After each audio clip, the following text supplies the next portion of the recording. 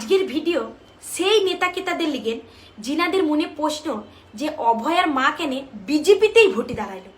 এই উত্তরটা দেবো বলি আজকের ভিডিও। আর কেনই বা উত্তরটা দিতে এলাম জানেন? কারণ আমাদের এইখানকার এক তৃণমূলের নেতা, একটা ভাই বলতে পারেন, সে আজকে সকালবেলায় পোস্ট করেছে যে ও অভয়ার মা কত টাকায় বেচে দিলে মেয়ের শরীরটা। বিশ্বাস করেন এই পোস্টটা পড়ে মানে এতটা খারাপ লেগেছে যে আমি কারোর পোস্টে গিয়ে কোনো রকমভাবে কমেন্ট করি না, কিন্তু এর গিয়ে করেছি। অথচ দেখো কিমন আমি এর নাম এবং এর প্রোফাইল কিছুই আমি আপনাদেরকে দিতে পারবো না। ওই যে বললাম একটা ভাই হয়, তাকে আমি নির্বোধ ভেবেই ছেড়ে দিলাম। কিন্তু তাকে কমেন্টে আমি যা বলার বলে দিয়েছি। তার পরিপ্রেক্ষিতে সে আমাকে কমেন্টে লিখেছে, দিদি তুমি ঠিকই কয়েছো, কিন্তু তার মা কেন বিজেপিতেই দাঁড়াবে। আসলে সকলে কয়েছে তো, তাই সেও কয়ে দিয়েছে। তা কইবে না এবার কেন বলেন তো? যেখানে সিপিএম এর একটা বড় নেতা শতরূপা দাদা, তিনিও অভয়ের মাকে কত কটু কথা কত কিছু বলেছে বলেন তো, যেগুলো দেখে না আমাদের মতন মানুষের লজ্জা করে, তা ওদের লজ্জা করে না। এইবার আসি কথাতে আসি, এত কথা ভাট বুকে লাভ নাই কো। আজকে ভিডিও মানে শুধুমাত্র জবাব দেবো বলি। তা বলি প্রথমে আসি তৃণমূলের কথায়।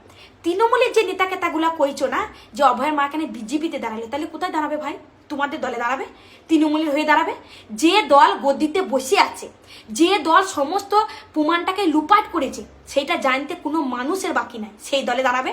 সেই দল তাহলে তো তোমরা এতদিনে বিচারটা দিয়ে দিতে পারতা, দিলা না কেন? তোমরা যখন গদিতে বসে থেকে বিচার দিতে পারলে না, আজকে অভয়ের মা তোমাদের দলে দাঁড়ালে বিচারটা পেয়ে যেত। এইবার আসি সিপিএম। সিপিএম তোমরাই তো পুরো ব্যাপারটাকে হাইজ্যাক করেছিলাম, তাহলে তোমরা তো বিচার দিতে পারলে না গো। কেন পারলে না? কারণ তোমরা এখন ক্ষমতায় আসো নাই। তোমাদের কথাই হচ্ছে ক্ষমতায় যদি আসতা তাহলে তোমরা বিচারটা দিতে পারতা। তা তোমাদের কি মনে হয় গো যে তোমরা জীবনে কখনো আর ক্ষমতায় আসতে পারবা? কি মনে হয় তোমরা জিন্দেগিতে আর ক্ষমতায় আসতে পারবে না? তার সত্ত্বেও জেনে বুঝে অভয়ের মাকে এরকম করে তোমরা কথাগুলো শুনিয়ে দিচ্ছ। আজকে শতরূপা দাদা ভাইকে বলি, তুমি এত শিক্ষিত এত বড় নেতা হয়ে তুমি তো নিজেও জানো যে সিপিএম এ জীবনে আর কখনো আসছে না। সিপিএম বলুন আর কংগ্রেস বলুন আর বাকি রইল তৃণমূল, তাকে প্রতিটা মানুষ আমরা উবড়ি ফেলে দেবে, এইবারেই ফেলে দেবে। হ্যাঁ, যে একটা মহিলা হয়ে একটা অভয়ের বিচার দিতে পারে সে আর থাকতে পারে? তাই যে অভয়ের মা কি পড়ে থাকলো। সিপিএম সে বিচার দিতে পারবে না, ক্ষমতায় জীবনে আসতে পারবে না। তাই তারপর কংগ্রেস সে জীবনে আসতে পারবে না। তৃণমূল যে দল শাসক দল, সে যে দল আছে তবু বিচার দিতে পারে না। তাইলে পড়ে থাকলো বিজেপি। তাইলে সবাইকে যখন আমরা সুযোগ দিলাম, তাহলে বিজেপিকে কেন দেবো না? কেন দেবো না? তাহলে বিজেপি যদি সেন্ট্রালে বসে আছে, সে যদি বিচারটা দিতে পারে, সেই আশা নিয়েই তো তার মা গিয়েছে। তোমরা সেটা বুঝতে পারছো না। এবার বলবে নির্দল হয়ে কেন দাঁড়াইলো না? আরে নির্দল কাকে বলে রে? নির্দল সাধারণ জনগণ যে দলে থাকে তাকে নির্দল বলে। আরে সমস্ত মানুষই তো ছিল তখন অভয়ের হয়ে, তখন তো বিচার তো সে পায় নাই। তাহলে একটা বিধানসভায় নির্দল প্রার্থী হয়ে সে এমনি এমনি খাস মেয়ের বিচার পাবে? খাস বিচার পাবে?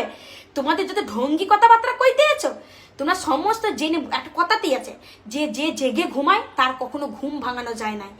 তেমনি প্রত্যেক তৃণমূল এবং সিপিএম এর নেতাকে তারা না এখন জেগে জেগে ঘুমাইছো, তাই অভয়ার মাকে এইভাবে তোমরা কথাগুলা কইতে পারছো। অভয়ার মাকে না তোমরা এমন কটু কথা কয়ে তার ভিতরে ভাবছো কি কাটা ঘায়ে নুনের ছিটে দিতে দিতে তাকে ক্লান্ত করে দেবো? পারবা না।